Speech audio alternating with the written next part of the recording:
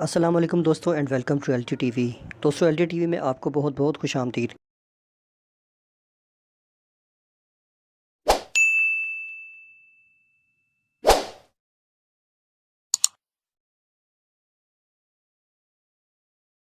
والذين لا يشهدون الزور وإذا مروا باللغو مروا كراما والذين إذا ذكروا بآيات ربهم لم يخروا عليها صما۔ دوستوں نبی کریم صلی اللہ علیہ وسلم کا فرمان علی شان ہے کہ جب بھی کسی شخص کو چھینکا ہے تو اسے الحمدللہ کہنا چاہیے۔ جب سائنس نے چھینک کے اوپر تحقیق کی تو یہ مکمل طور پر حیران و پریشان رہ گئے۔ آج کی سائنس بھی اس بات سے پردہ اٹھا کے حیران رہ گئی کہ کیسے نبی کریم صلی اللہ علیہ وسلم کا فرمان اپنے اندر کتنے راز سمائے ہوئے ہیں۔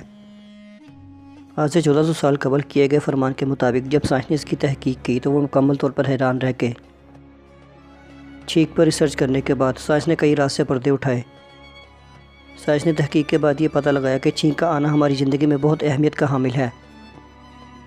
چھینک آنے کی وجہ سے کروڑوں جراثیم انسانی ناک سے خروج کر جاتے ہیں اور انسان کئی بیماری سے بچ جاتا ہے۔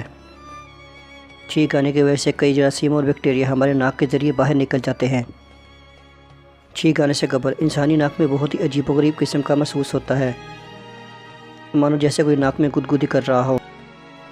چھینک سے قبل ہمارے دماغ میں ایک پیغام جاتا ہے جسے سنیز سینٹر کہتے ہیں۔ چھینک سے قبل ہمارے منہ میں ہوا جاتی ہے اور پھر منہ اور ناک کے ذریعے تیزی سے باہر نکل جاتی ہے۔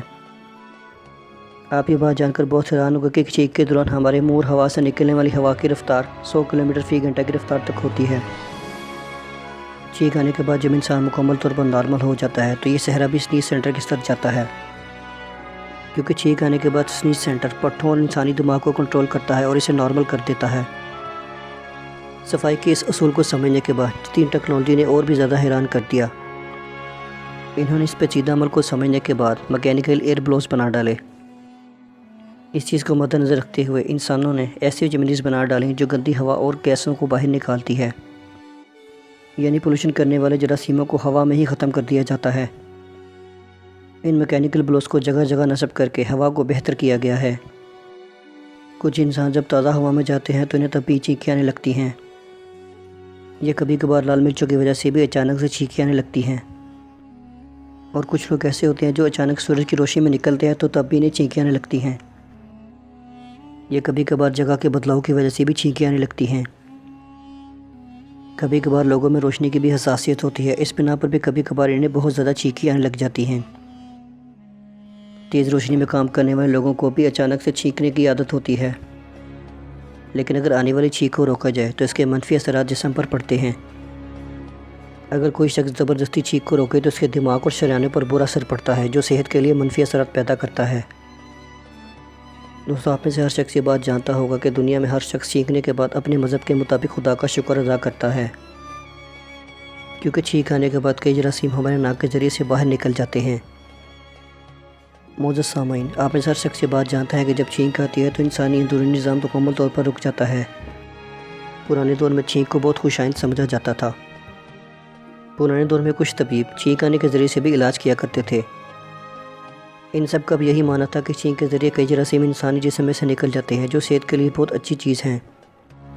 پرانے دور میں لوگ گھاس کا تنکا بھی ناک میں مارا کرتے تھے تاکہ چھینک آنے کے بعد وہ کئی بیماری سے محفوظ رہ سکیں۔ چارلس ڈارون کو بھی اپنے آخری وقت کے دوران چھینکیں دلائی گئیں تاکہ یہ بیماری سے بچ سکے۔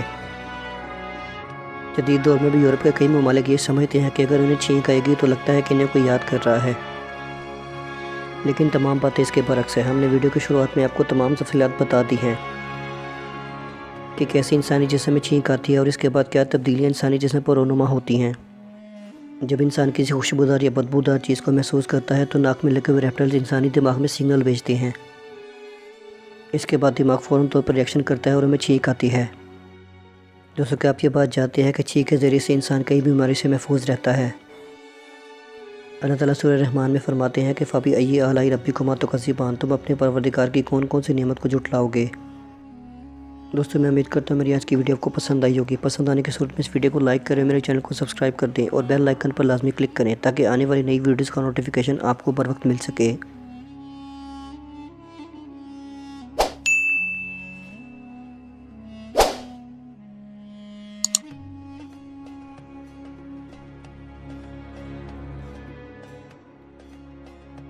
میں ملوں گا آپ کو نیکسٹ ویڈیو میں، تب تک اپنا بہت زیادہ خیال رکھیے گا۔